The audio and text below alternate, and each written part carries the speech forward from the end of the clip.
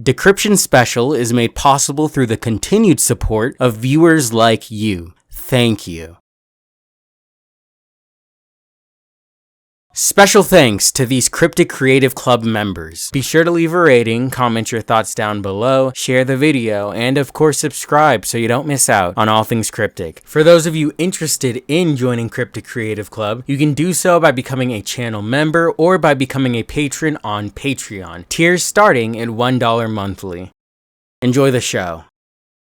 ARMS is quite the tragic case. It went just as quickly as it came, and whenever anyone talks about it today, they're usually not very positive. ARMS was one of the initial first-party titles and new IPs to release on the Nintendo Switch, so a ton of people were excited for its launch. ARMS' crazy-looking gameplay, lively character designs, and beautiful locales created this infectious atmosphere that left me and so many others hungry for more. Unfortunately, the game ended up being a total disappointment to me. ARMS is by no means bad, but that doesn't mean it's particularly good either. There's a major lack of substance here. The game's insanely fun starting out, but the limited complexity of its mechanics and somewhat gimmicky game design left me feeling bored after a couple of play sessions. I only played ARMS for a few months, dropping it entirely after Splatoon 2 released, and eventually trading it in for Smash. After an ARMS character was announced for the second wave of Smash Bros. DLC, I felt inclined to dip my toe back into the ARMS pool, and it was then I got the inspiration to make this video. As a game, I still feel the same about ARMS, it's fine, but when taking a step back and looking at it as a universe, I can't help feeling anything but impressed. Before I begin breaking down this world, I need to explain a couple of things about world building. First, what is it? World building is simply the process of building an imagined universe or world. In a sense, it's the act of playing God, constructing a world in your own vision, limited solely by the mind. Taking that into account, you may be asking something along the lines of, if world building is reflective of a person's vision, doesn't that make its quality subjective? Well, yes and no. Certain elements of a fictional universe are the result of its creator's personal tastes, but just like any other facet of storytelling, there's a technical aspect to world building that can impact the quality of what you create. Authenticity is imperative to quality world building, and I believe the best way to achieve that isn't by abiding to a set of rules, but rather changing the way you approach this craft as a whole. In my own work, I look at world building through three different lenses: what's foundational, what's visual, and what's auditory. These are the three lenses through which I'll be analyzing ARMS in an effort to clarify my own world building philosophy while also expressing my love for this wonderful universe. Remember, the goal here is to create an authentic world, so I want you all to pay close attention to how that can be achieved by forming a harmonious blend of the three. I'm so excited to release this video because I've been meaning to talk about ARMS for a while now, and already love discussing writing as an art form. With that out of the way, it's about time I answered my call to arms.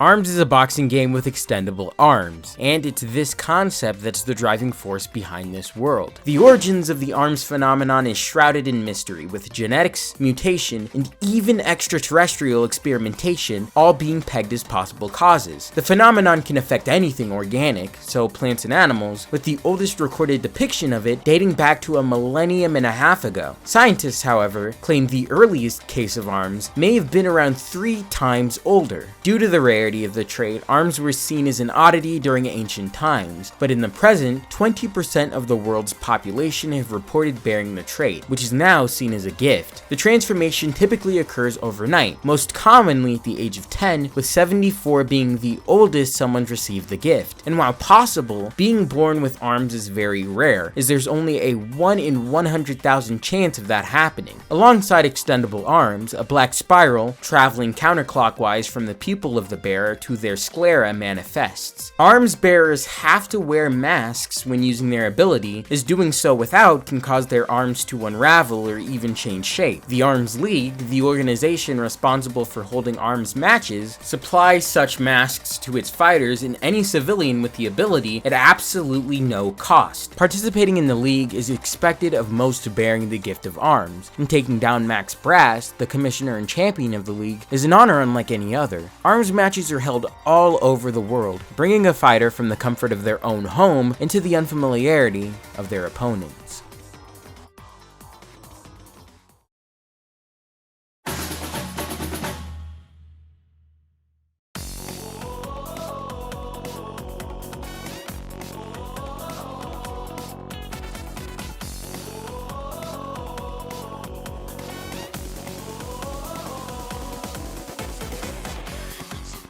The character designs featured in ARMS do an incredible job of conveying pivotal information about each character at a single glance. Ribbon Girl is an eccentric pop star, so her cheerleader-esque outfit and ribbon arms are appropriate for her. Master Mummy is a literal mummy, so his dead skin, crimson eyes, and linen wrap arms fit perfectly. Twintel is a prolific movie star and entrepreneur, owning a fashion line and brand of perfume that's incorporated into her design and moveset. Twintel's arms also didn't manifest traditionally, but instead as her hair. Hair arms are meant for someone like Twintel because they're significant in highlighting her status amongst the rest of the roster. You can just tell she's famous because of the focus on her hair and the extravagance of that and her clothing. There's so much to love about these designs, but what really makes them stand out in my eyes is how familiar they look regardless of how different they actually are. We've got a ninja, a mummy, a clown, the color green, oh no Nintendo, I hate green,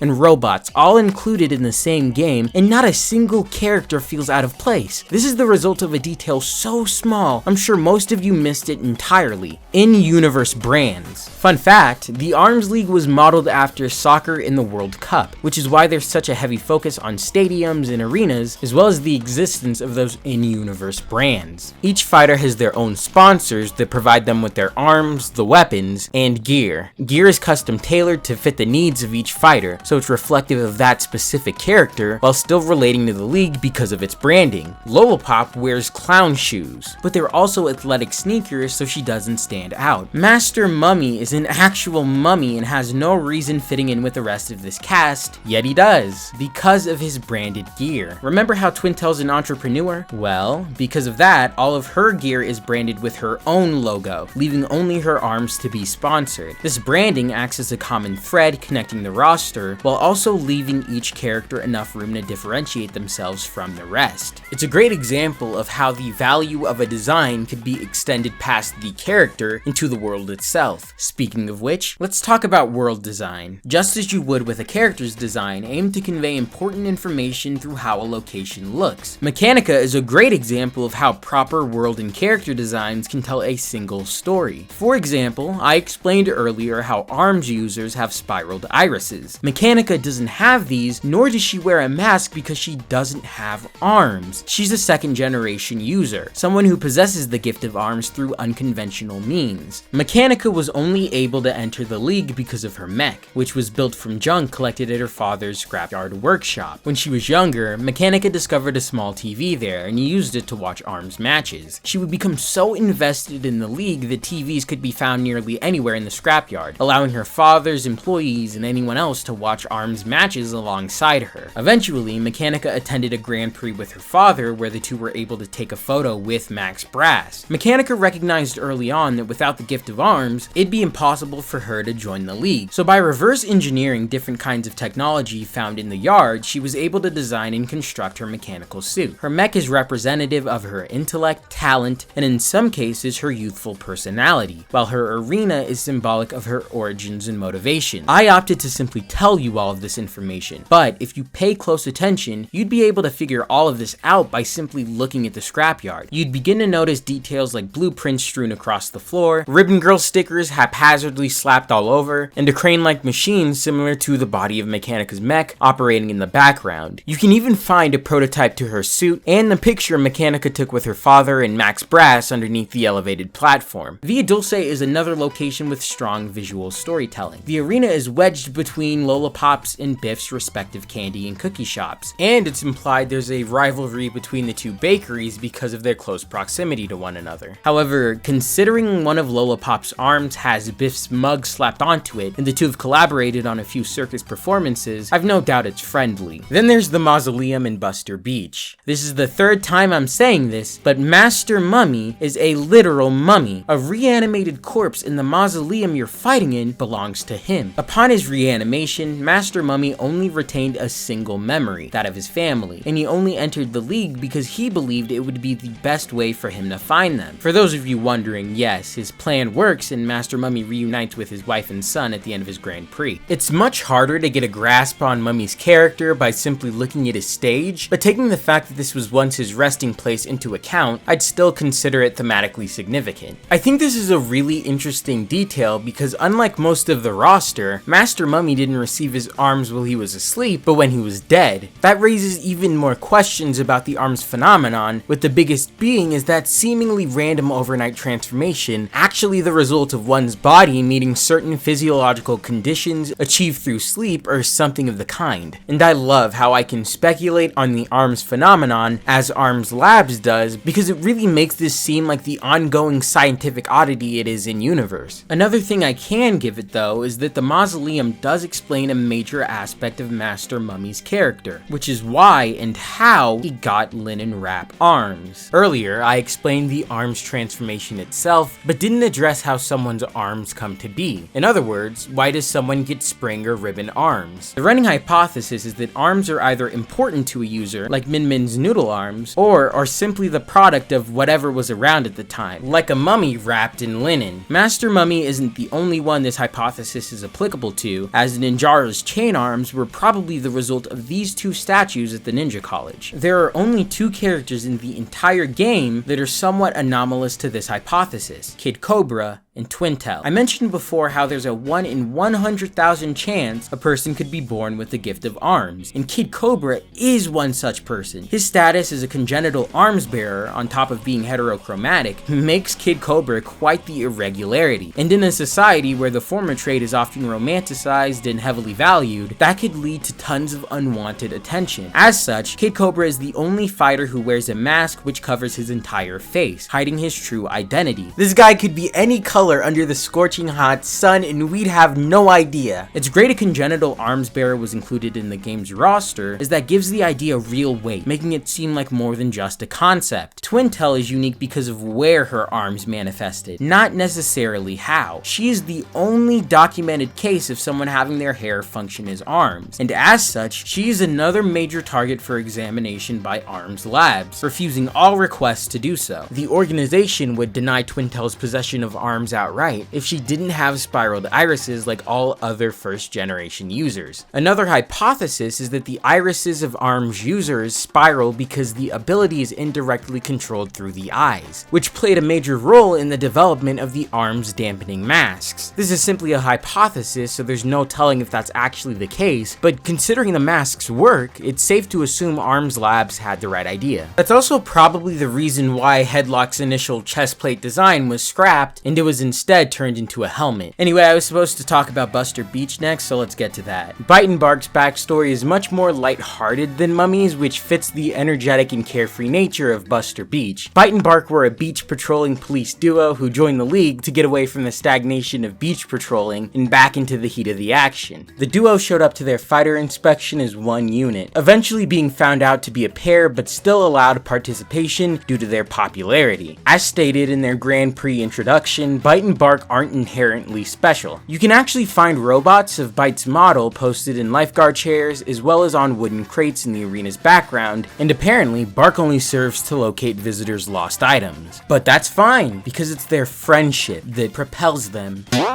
to new heights. Bite and Bark are just two best bros having a good time, and I can definitely vibe with that. As I said before, these two are fairly simple characters, so there isn't a lot to unpack from their stage. We can, however, distinguish important elements relating to the larger world. A town with European-like architecture can be seen in the background of Buster Beach, and I'm pretty sure that's Via Dulce. This goes for other stages as well, like Snake Park, and how you can see the city Sky Arena rests atop of in the background. The location of their stage is is shown as a part of each fighter's splash screen in the Grand Prix, so I'm sure if someone was dedicated enough they could piece together a crude map of the ARMS world. If anyone does this, let me know, I'd love to see it. The Mausoleum and Buster Beach also share something big in common, and it's the reason why I chose these two locales specifically for the end of this analysis. Spiraled plant life. The oak and palm trees in the backgrounds of the Mausoleum and Buster Beach respectively both possess arms.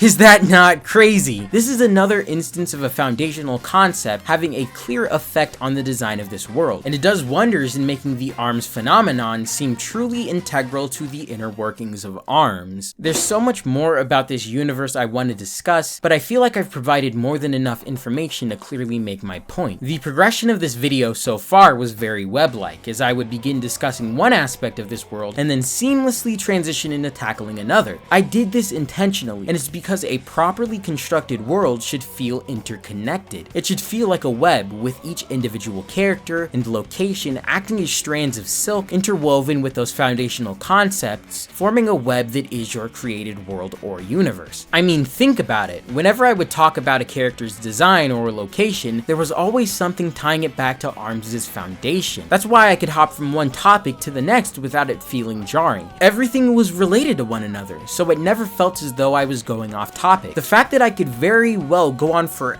hours about how deep and intricate this world truly is should speak volumes for the quality of this work. I mean, look at all of this. That's some damn good world building if I've ever seen any. A picture speaks 1,000 words, and if your visuals are as reflective of your world's foundation as ARMS, then you can be sure you have successfully blended the two. The only issue I have with the way ARMS does this is a lot of this information is learned through supplementary material, and not playing through the game itself. Unfortunately, most of ARMS' lore is locked behind the gallery, and considering this game died only a month after its release, I doubt people played through it enough to see any of it. I mean, get this, Springman isn't a character, but actually a title, and the one we see in ARMS is the third to hold it. You can actually find one of these earlier Springmen in an ARMS Labs Confidential, but considering literally no one knows this, it's a detail that might as well not even exist. There's actually a ton of information about these characters that is entirely wasted, like how Ninjara is only participating in the league to graduate from the ninja college. Lollipop only entered the league to win the Grand Prix prize money, which she plans to use to open her own circus. Alongside being a huge fan of the ARMS League, Mechanica is also a big fan of Ribbon Girls, even going as far as to call her her idol. This is interesting because Ribbon Girl has the same relationship with Twintel, who was actually her label mate before moving on to a career of acting. And after watching her movies during his cultivation, Helix developed a major crush on the megastar. Helix all around is pretty kooky because not only was he grown, but the crazy bastard was born prematurely and just dipped.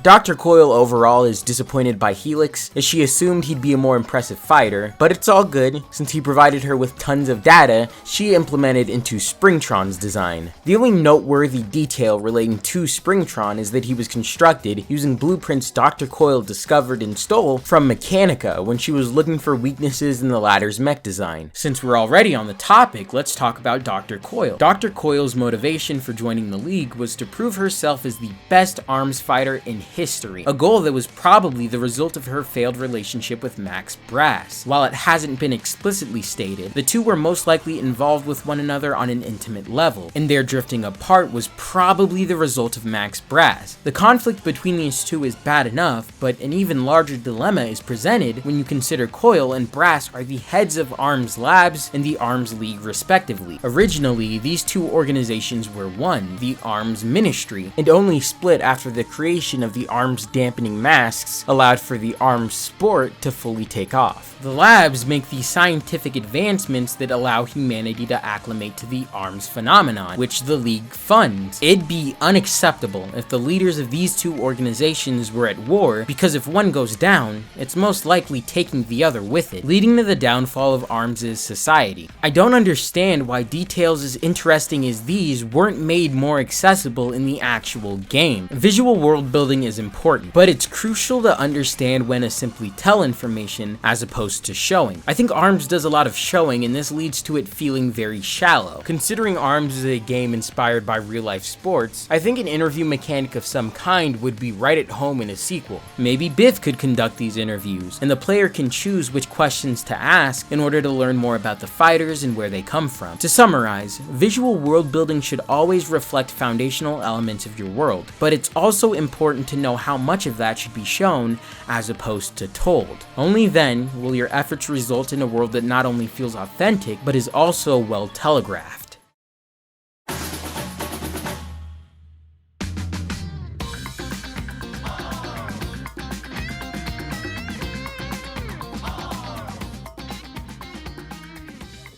I know nothing about music. I have no idea how to produce a song, let alone what goes into making a good one. So if you were expecting a highly analytical breakdown of ARMS' soundtrack, I can't give you that. As such, instead of attempting to talk about something I have a minimal understanding of, I implore you all to check out this phenomenal video called The Culture Behind ARMS' Music, uploaded to a channel called Scruffy. A lot of what I would like to say about music, especially in relation to ARMS, is beautifully expressed in this video, which is why I can't recommend it enough. While I am clueless about music, there are a couple of things I can explain about it in relation to world building that are much more base level. If you're coming at world building from a perspective like mine, then you're just a writer, and that's entirely fine. These ideas are still applicable to you in the world you create. For me, asking myself questions pertaining to music really helps me hone in and finalize smaller aspects of my work. It's easier for me to get a feel of what I want to accomplish with my writing when I think of music that could accompany it. I only need one song to clarify this approach, and that would be the Grand Prix theme, ARMS' most notable piece of music. I mentioned before how the ARMS League was modeled after soccer, and if that's had an impact anywhere, it's Latin America, where the sport has become ingrained into the culture itself. I have a feeling this is why ARMS' soundtrack takes so much inspiration from Brazilian music. The percussion instruments and the whistle in the Grand Prix theme, coupled with ARMS' focus on professional sports, reminded me of Latin America and soccer the moment I booted up the game. Then there are the fans. They're pretty hard to miss, so I'm sure everyone's noticed them cheering for their favorite fighters in masks and jerseys off to the side of each arena, just as we do for our sports, and it's their presence that was pivotal in leading me to developing my understanding of the Grand Prix theme. I think the most important aspect of ARMS' music is the vocal melodies. Once again, I know nothing about music, so I can't break down these melodies in regards to music theory, but I will do my best to explain my perceived thematic implications of the vocals. To accomplish this, I want to provide you all with a hypothetical. You're hypothetically at a soccer game, and the hypothetical match has just started. Your hypothetical team is up against their hypothetical rival, and the two have been hypothetically struggling to score a point the entire quarter. Right before the hypothetical buzzer blares, your hypothetical team lands the craziest hypothetical play and manages to score the first hypothetical point. What would you do? Hypothetically. Yeah, it makes sense you'd hoot and holler, but when taking the entire stadium into account, I'd imagine a chant would break out. A chant. Chanting. That's what I think the vocal melody in the Grand Prix theme is meant to represent. A football chant. You know, those verses and songs people sing during a football game to show support for their team. What makes football chants so special is the significance behind them, i.e., they're symbolic of the unity and love people hold for these teams. I'd even go as far as to argue it doesn't even matter what words you're chanting, just so long as you're doing so to begin with. I feel like when hundreds of untrained voices are chanting at once, the words themselves become hard to make out, and everything just devolves into semi-structured noise, sounding somewhat like a vocal melody. The whoa of the Grand Prix theme sounds just like something a crowd would chant at a soccer game, and I think the song as a whole is meant to be reflective of the energy present during a soccer game. The Grand Prix theme is the most prominent piece of music in the entirety of ARMS, and it does a wonderful job of conveying the nature of this game to the player on startup. That is impressive. In regards to world building, I think you should choose music you believe would be faithful to the kind of experience you'd like your world to generate. Plain and simple. Each piece of music in ARMS' soundtrack is not only critical in making this world feel alive, but also plays a major role in helping the player immerse themselves into the ARMS experience. During an interview with Famitsu, Kosuke Yabuki, producer of ARMS, made a statement in regards to the team's philosophy, where he explains the team wanted to show the world world setting, not just with text, but with illustrations, fighter models, and music. This is the harmonious blend I was talking about earlier. Different elements of the world coming together to tell different parts of the same story. A properly constructed world builds upon itself, with one element feeding into another, resulting in an authentic product. No ifs, ands, or buts. Now that I've given you all the tools you need and explained how I approach the process, why don't you try extending your creativity and spring into making a world of your own?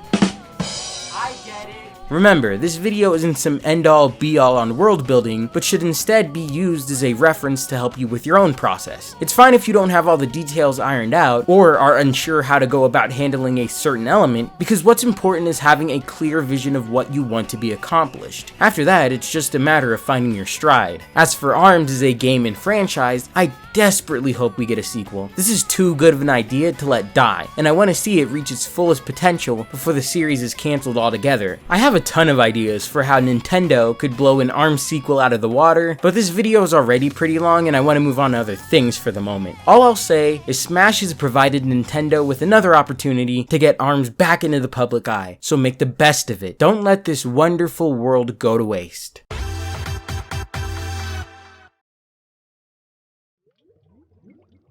Splatoon is easily the most innovative Nintendo property to release in recent years. It's a distinctive, and dare I say fresh, take on a genre that's felt so streamlined and diluted since the late 2010s, coming at a time when Nintendo desperately needed new major titles to set them apart from the competition. Even though it was released fairly late into the Wii U's lifetime, Splatoon still managed to sell incredibly well, and its sequel, Splatoon 2, performed even better. At the time of writing this, the Splatoon franchise has sold over 15 million units, highlighting its considerable impact worldwide. So why are these games popular? Well, maybe it's because of how fun they are. After all, one of the series' biggest draws is its unique gameplay mechanics, so that's gotta be it. Right? No, I don't think so. Splatoon is insanely addictive, but I have a feeling the series' popularity is the result of much more than simply how it plays. And if I were to venture a guess, I'd say that popularity is the result of Splatoon's intricate and memorable world.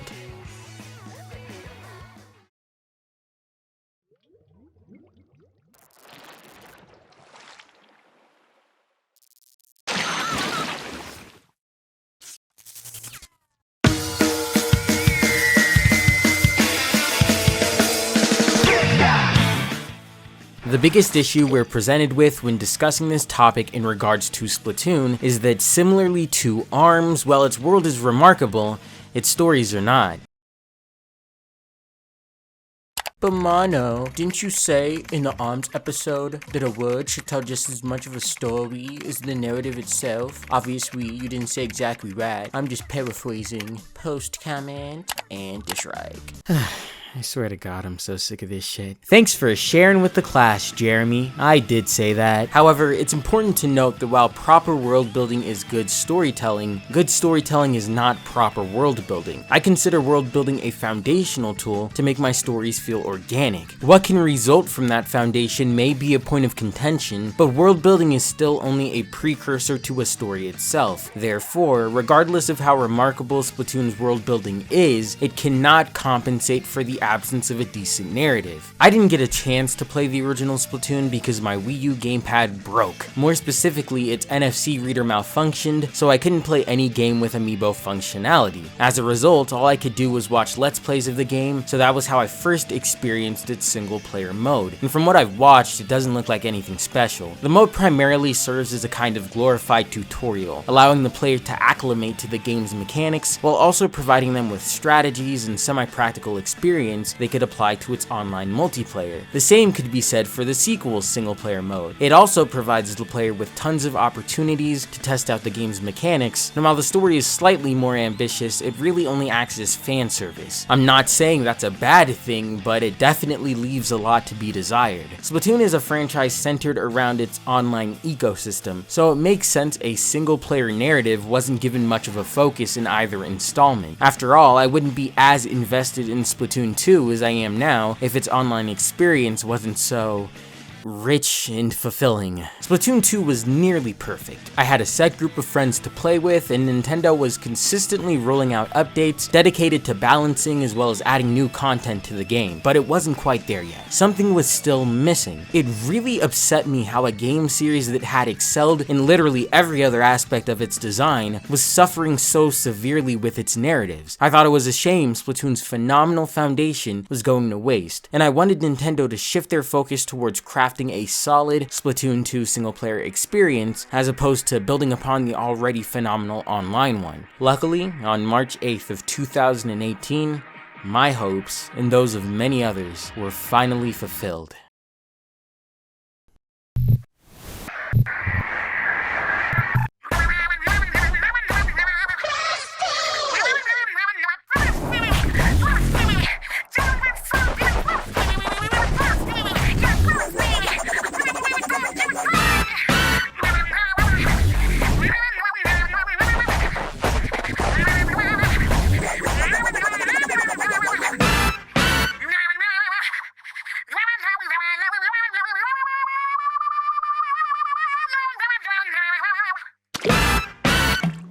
Splatoon 2 Octo Expansion.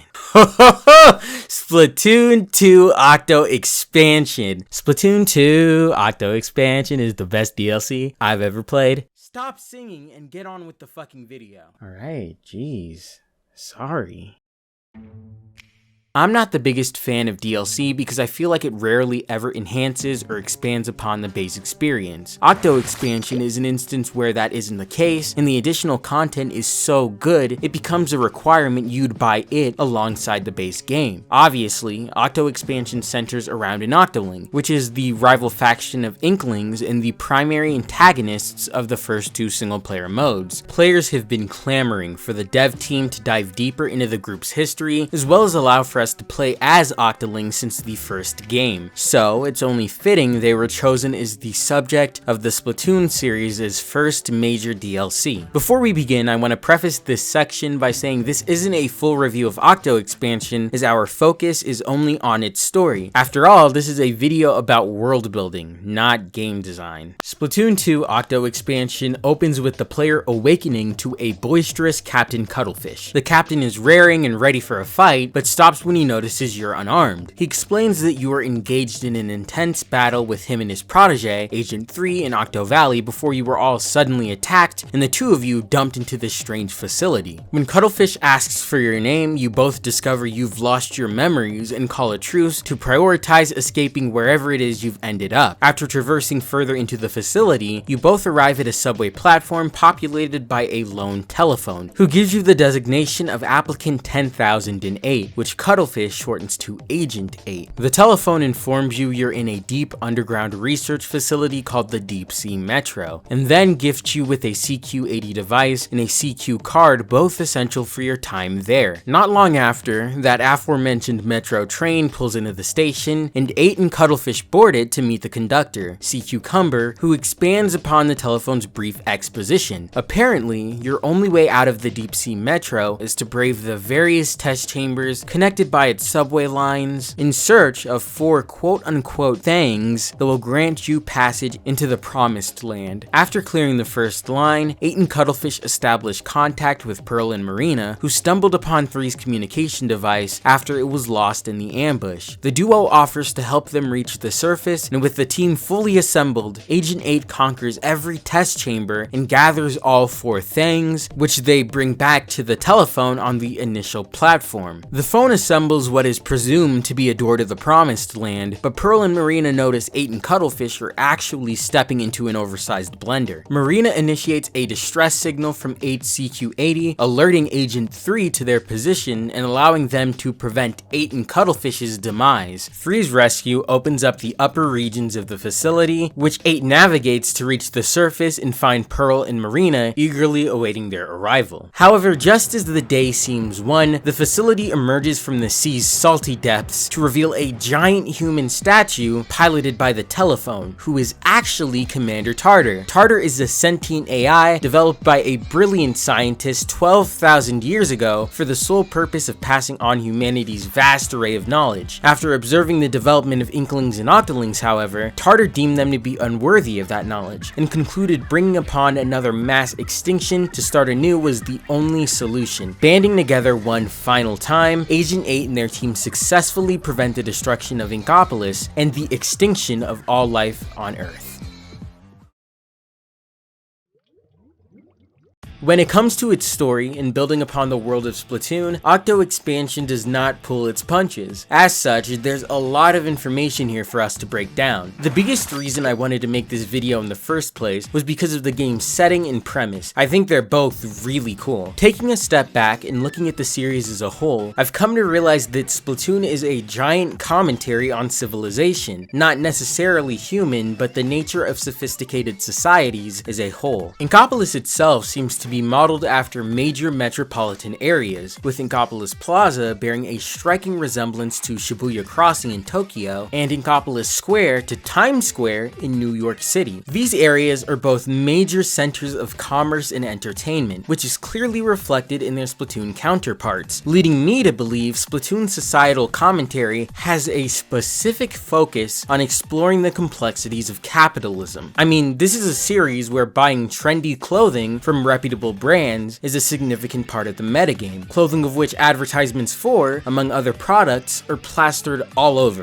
The Deep Sea Metro's inspiration was obviously a metropolitan subway system, and that goes hand in hand with Inkopolis Square and its relation to New York City. So, if Inkopolis Square is representative of society's peak capitalistic tendencies, then the Deep Sea Metro is significant for the lower class citizens who cannot afford those luxuries, and that's why it's immensely appropriate Octo expansion revolves around an Octoling. Some of you may be aware of this already, but just in case you aren't, Inkling society is built upon the drowned and shriveled remains of humanity. In the Splatoon world, rising sea levels were the shovel with which humanity's grave was dug, and after its extinction, the Earth didn't see any new sentient life for about 10,000 years. Roughly 2,000 years before the present day, the seas receded, which forced underwater creatures living in what was human-occupied territory to evolve, some of which began developing humanoid forms. This period is known as the Mollusk Era, and the foundation of Inkling civilization originated here. For example, this was when Inklings began using the Zapfish as power sources, and it was around this time Judd the Cat was released from stasis to act as the judge for the very first turf wars. About 1900 years later, Inkopolis was officially founded, and Captain Cuttlefish and DJ Octavio, the eventual leaders of the Inklings and Octolings respectively, were born. Also around this time, the Earth's seas began rising again, which resulted in a major conflict over the remaining land, breaking out between the Inklings and the Octolings. The Great Turf War ended in an Inkling victory, but that was only because of a mishap with the Octolings' superior Great Octo weapons, which were all deactivated after a plug somewhere was dislodged. Having lost the war, Octolings were forced to retreat into the Octo Valley, where they now live in shoddily constructed underground domes, running on minimal power. I'm entirely sure it was intended to be a joke, but the mishap with the plug works fairly well as a serious plot point because it makes the Inklings' victory virtually accidental. It should be noted that because of the Great Octo weapons, the Octolings were actually overpowering the Inklings for a majority of the war, and it wasn't until those weapons were taken out of commission the latter was able to significantly push back. If that plug was never dislodged, it's entirely possible the Octolings would have won the war and these roles had been switched, with the Inklings living life to the most modest degree and the Octolings indulging in the luxuries of big city life. And again, like I said before, Splatoon is a series all about indulging. The only major conflict in this world was the Great Turf War, and after the Inklings won that, they returned to only participating in turf wars for sport, on top of eating, shopping, hanging out at arcades, and attending concerts whenever they please. On the flip side, when an Octoling participates in a turf war, it's to save the world from total catastrophe. Come to think of it, whenever an Octoling does anything in Splatoon, it's out of sheer desperation. DJ Octavio only steals the Great and Lesser Zapfish to provide power to his people. The same people who were forced to live in underground shanties after they lost the Great Turf War. Details such as these really make you wonder what it is you're truly fighting for, and I couldn't stop asking myself that question when exploring the Deep Sea Metro. The denizens of the deep are the riders of the Deep Sea Metro, and their different species are spread across its various lines. For instance, jellyfish can be found riding the Metro on Line A and Line I alongside long snout dogfish, gulper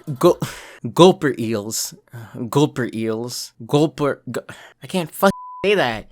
Eels. They're with eels. And even a ping pong tree sponge. I did not know what that was until I started making this video. You can't directly interact with them, but seeing so many different species represented on the Metro is really cool. I think these characters' inclusion in Octo expansion is meant to serve two purposes. I believe the first was to leave players with implications of other societies and ideas that can be further explored in future Splatoon content. The second purpose is a bit of a reach, but I think it'll make a bit more sense after I introduce the only recurring denizen of the deep. Isopadre is easily one of my favorite Splatoon characters. I love this dude. Firstly, the whole Godfather thing he has going on is superb. Personally, I did not care for the Godfather, but I think it's pretty rad nonetheless. Oh, he made the funny!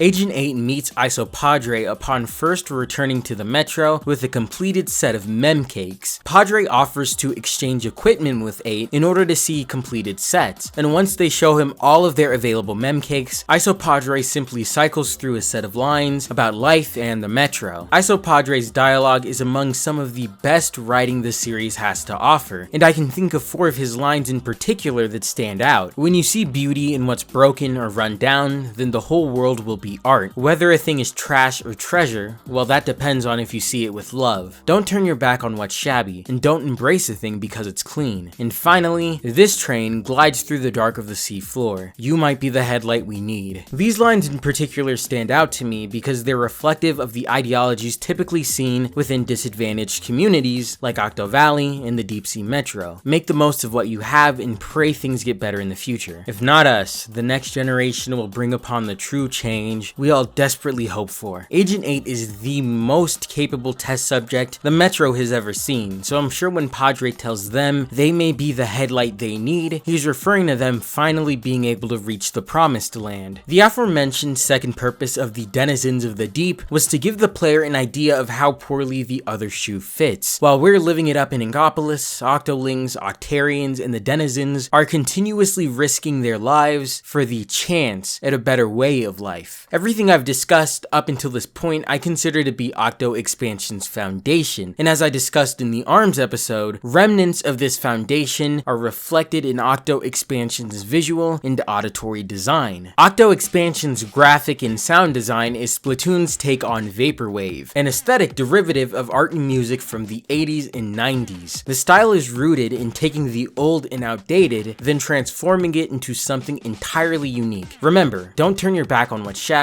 When you see the beauty in what's broken or run down, then the whole world will be art. I've already discussed the relationship between the 3 components of world building at length in the ARMS episode, so I'll end this tangent here. Besides, all I needed was a reason to talk about this game's art and music, which I got, the latter of which is stunning and the former being out of this world. I particularly like how everyone sounds like they're drowning when it comes to Splatoon tunes. Huh? Dog, what the fuck? At this point, I've pretty much discussed everything I'd like to in regards to Octo Expansion, but before I wrap things up and conclude the video, I still need to discuss another mode in Splatoon 2 that gives us a glimpse into another aspect of this world we've never seen before. Salmon Run.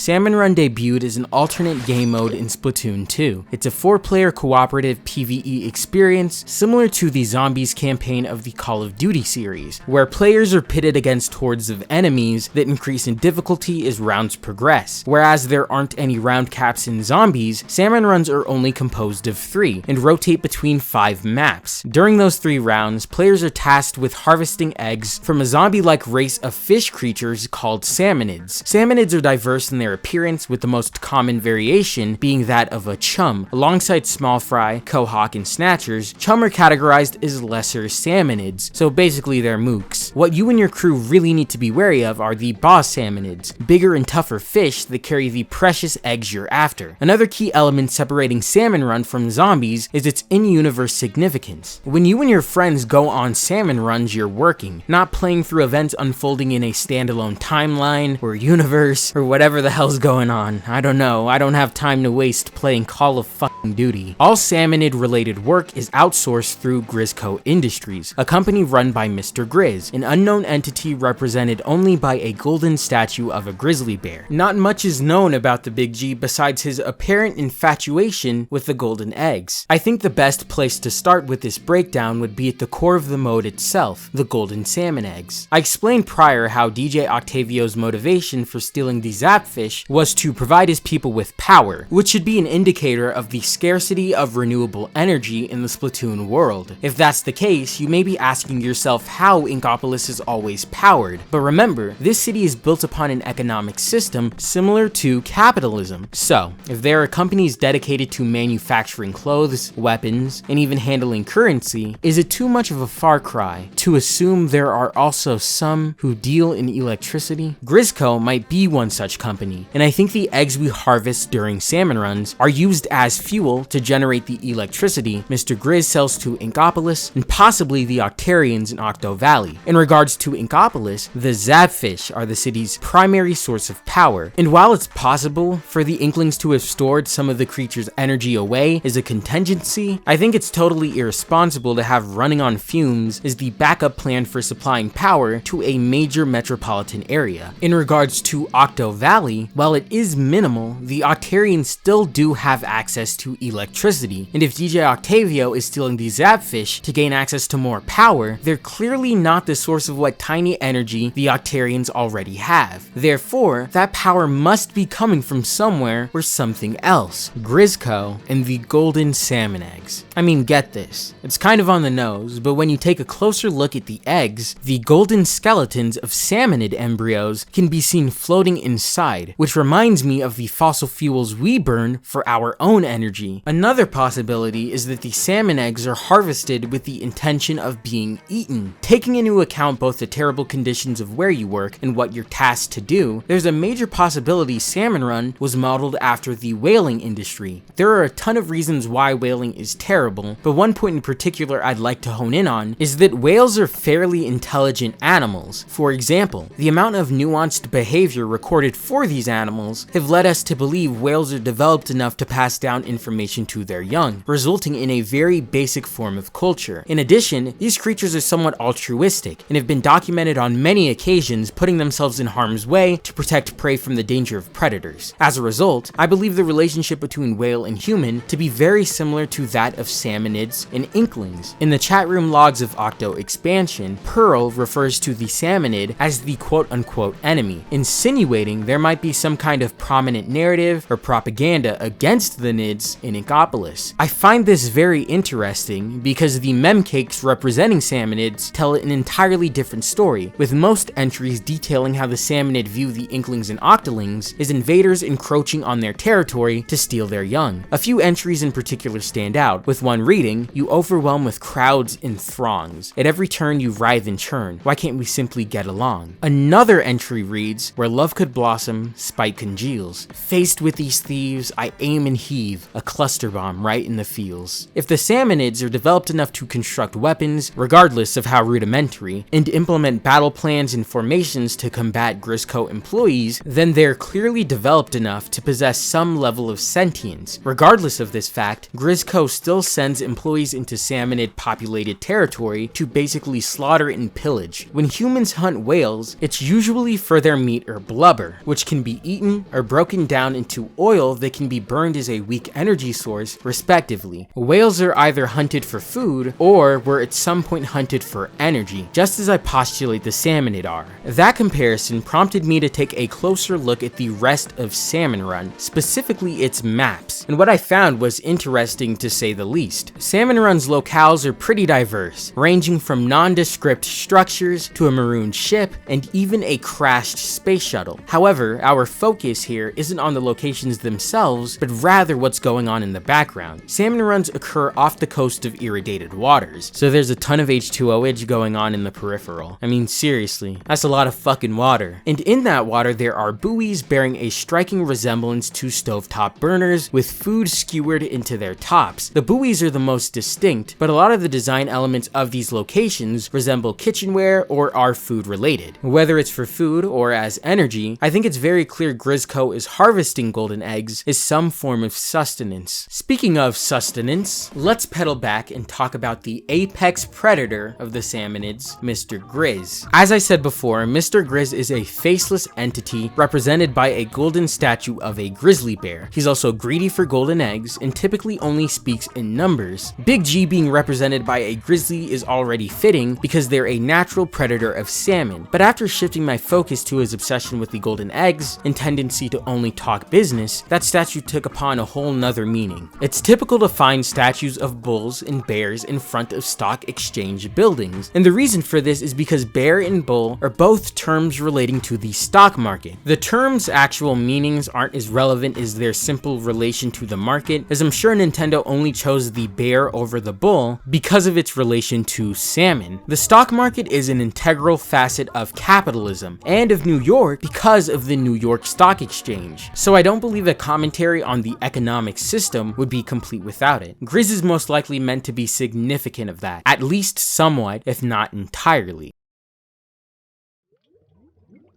The single-player modes for Splatoon and Splatoon 2 are both called Hero Mode, and they explore the Splatoon universe from the perspective of the Inklings. Octo expansion is the opposite side of that same coin, exploring the same universe from the perspective of the disadvantaged and those who were once considered irredeemable villains. If someone is on top, then there has to be another at the bottom, and Octo expansion serves to break down what it means to truly be at the bottom. It allows for us to experience a part of this world separate from the alluring and booming consumerism of the main series, and walk a mile in the shoes of those who were truly left yearning for more. In the ARMS episode, I compared a well-made world to a web, and this was because I believe quality world building is synonymous with intersecting foundational elements. I'd like to build upon that comparison, but not from that prior foundational standpoint. There are a ton of nuanced elements of world building that are significant of a well-made world, but I think the only one worth mentioning and actively pursuing is the evidence of conflicting interests. Stories are about people, and this craft is challenging because in order to tell a good one, you need to have a solid understanding of the human condition. What it means to be human and the true purpose of life are queries that have virtually existed since the dawn of humanity, answers to which have been contested for just as long. That is why conflicting interests are a must for a well-made world. Sentience such as ours comes with a sense of individuality that causes the paths of many to intersect in ways both good and bad. This generates conflict, and as you all know, conflict is the catalyst for any narrative. If you're able to create a world rich enough in lore that it establishes various peoples with differing cultures and ideologies, you'll have reached a point where your stories basically write themselves. Good worlds breed good storytelling, so if your world is of quality, there should always be another angle for you to explore, either in the same narrative or in a different smaller one. Sort of like how you can see a web from different angles depending on which strand of silk you're looking from. Octo expansion only exists in the state it does now because the pre-established Splatoon world was set up in a way that allowed for conflict between races and the era long forgotten to be further explored. Additionally, these new perspectives introduced us to even more interesting ideas that'd be the perfect starting point for future Splatoon narratives. Imagine if we were to get a game or expansion solely dedicated to the denizens of the deep or even salmonids. So, in conclusion, that is why world building is significant, because if your worlds are living and organic, they will naturally feed into the stories you tell.